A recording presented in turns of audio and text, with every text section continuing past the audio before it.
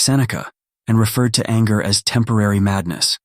The thought process behind that conclusion makes sense, and I agree that most forms of anger can be prevented, and maintaining control of one's emotions is crucial for various reasons. Anger as a complex emotion and a topic that can't be summed up as just one thing. That one thing being something that can actually discredit its validity as being the appropriate response to a situation, and in some cases, discredit its ability to evoke, promote, or trigger change. Seneca's perspective has value and truth to it, in that both mild and extreme anger are usually avoidable and/or can be reduced by taking specific measures to calm your nerves or avoid triggers. But there are rare circumstances where anger seems unavoidable, and in some cases, the only reaction that could de-escalate unwarranted conflict, bullying, or aggression in unique circumstances. This is in reference to unique circumstances where anger is a means to a form of survival, without breaking the law, of course. Trivial anger with trivial provocation is very avoidable and should be avoided or mitigated as often as possible. It gets in the way of positive discourse, finding resolutions to issues and positivity as a whole. It's natural to have fluctuations in mood, and it's important to be sensitive to others' emotions and personality types. Being that we're not all the same and our experiences are different, we sometimes have bad days and our communication styles might be different.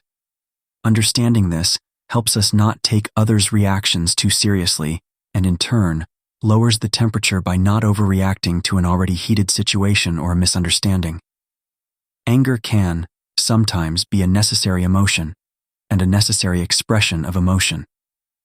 Without allowing yourself to feel the emotion and in some cases, express it, you could potentially end up with suppressed anger that builds up and, if not expressed, can lead to health issues and unresolved conflict, stagnating your path forward. The real question is, what's the appropriate expression of anger? This can vary, depending on the circumstances. Anger that, at times, can be justified and is necessary, in some cases, is when you've attempted all avenues at settling at fairness, negotiating, and you've been pushed to a corner where there is no other way out. Unfortunately, some can find themselves in unfair and unbalanced situations where they may be mistreated and bullied, and without expressing anger, their voice isn't heard or respected. It's in these circumstances that the reaction to justified anger is the weaponization of false virtue and the idea of human decency. These are the circumstances where all things prior to the expression of anger are immediately forgotten, and now the playing field has changed. The bullied are viewed as the aggressors, when their actions may be justified, considering the immediate circumstances, not in reference to terroristic acts of violence on the innocent, which should always be avoided and prevented.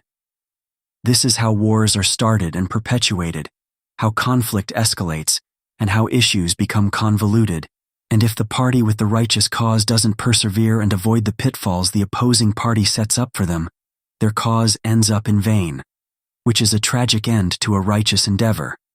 So the idea that anger is just temporary insanity is to claim that it's always unwarranted and unjustifiable, which in a lot of cases, it can be. But in some cases, it's not at all.